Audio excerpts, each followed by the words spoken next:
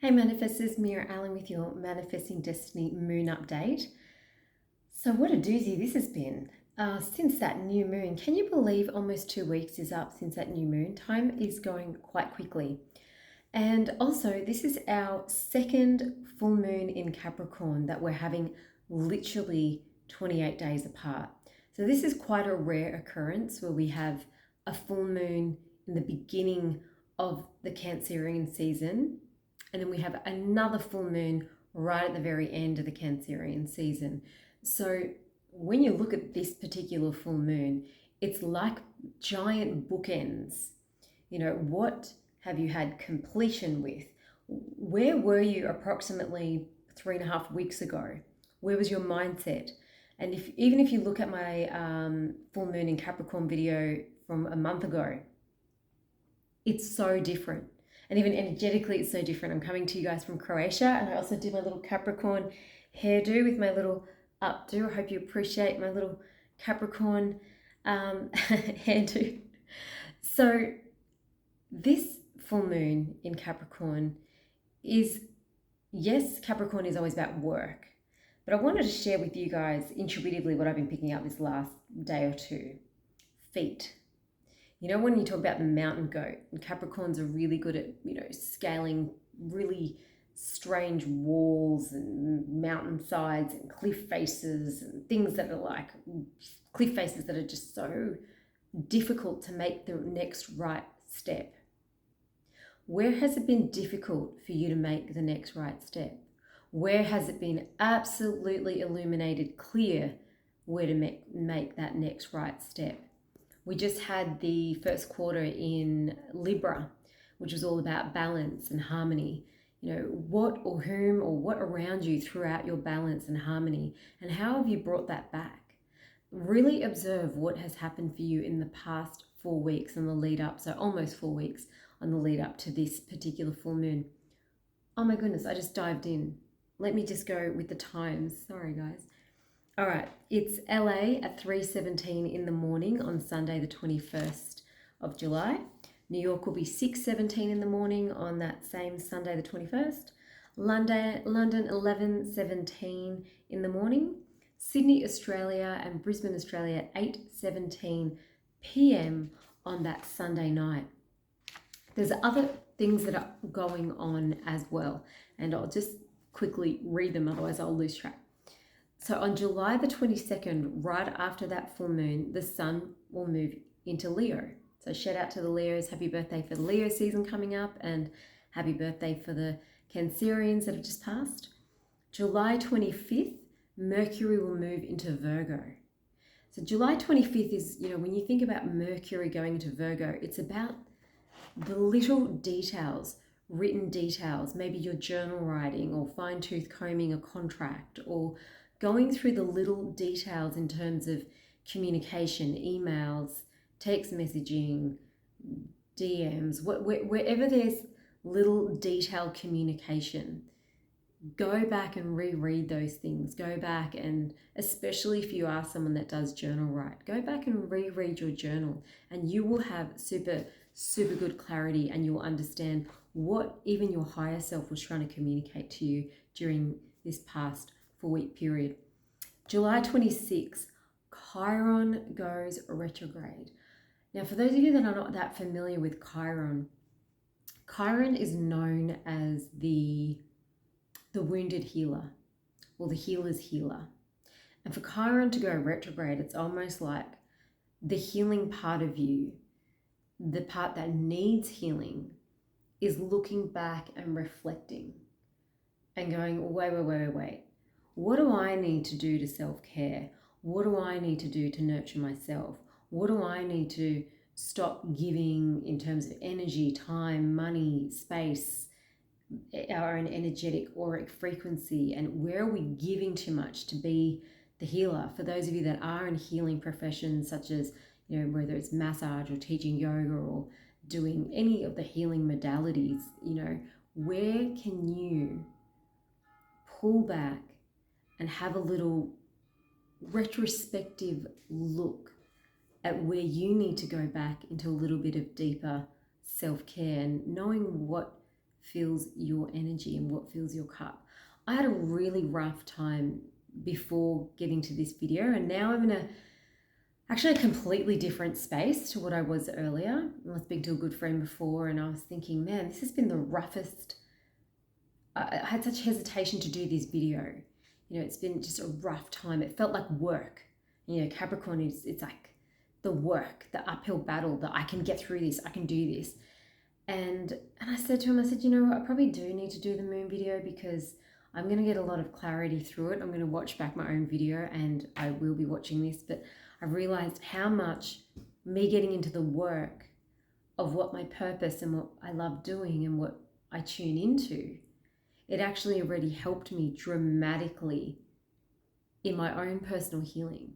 So I've had such a slog in the last few days, just in myself, you know, from literally walking and movement and bringing that back and spending some time in the ocean and just literally issues with my feet. So I want to bring that up because, again, Capricorn, it's your next right step. It's your feet, which show you your direction. Were you heading one direction? You went, no, that's not right for me. I have to move into a different direction. What is the universe speaking and telling you through your feet even? And lastly, the July 28th is the last quarter moon in Taurus. So that'll be on that perfect, when you see that half moon in the sky, what we call last quarter moon, and it's in Taurus. It's earthy. The sun will be in Leo, which is fire, warming, and then an expressive and creative. And then the moon will be in Taurus. You'll be in a really different place by the 28th of July. So just be really aware of these poignant times that we're in right now.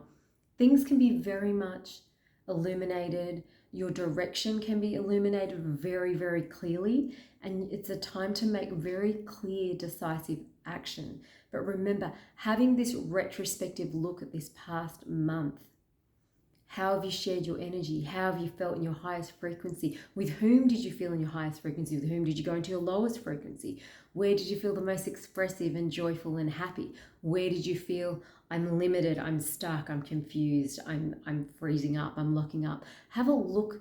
If you do journal write, have a look and see the truth of really where you are. And if you don't journal write, just go flick through even your photos in your phone and flick through and go, okay, what did I feel here? What did I feel here? And what did I feel here? Look back at the last full moon in Capricorn, and then look at where you're going to be this 21st of July. Yeah, I'll be in a completely different country. So I'll be in Slovakia. So with an amazing healing woman, massage therapist that I knew back from the intercontinental days at Circular Quay. So shout out to you, Ivana. And shout out to the Capricorns that are in my journey as well. Like, you guys are awesome. Shout out Stefan and Norma and all the people Michael, Hannah, all the people that I really love, my Capricorn people that have been such solid rock people in my life in terms of when I need to move forward. So that's just, notice who the Capricorn people are around you. Notice the Cancerians around you. And also notice, you know, they're the nurturers, the ones with that emotional intuition generally are in that Cancerian fields, in their waters. So notice what's been around you in this time as we lead up right to this full moon on the 21st of July. Where you're going to be, who are you going to be with, who you're interacting with, how do you feel in yourself? How have you looked back at your retrospective feeling over this last 4-week period, 28-day period, really? So look roughly from the 20th of June to the 21st of July. In that period, what has shifted for you? What have you noticed in this little journey of life that we're all in? I've also been deeply doing a lot of quantum meditations lately and noticing how much it takes just to have the discipline to sit and do some quantum leaping. I spent 4 hours struggling with myself yesterday to do it. I eventually did get there, but it took me a really long time that I only got there in the evening. So just notice, where are things feeling like an uphill struggle, like that mountain goat going up the side of the mountain? And where have things felt like, oh, this is such an easy flow, oh, I'm back.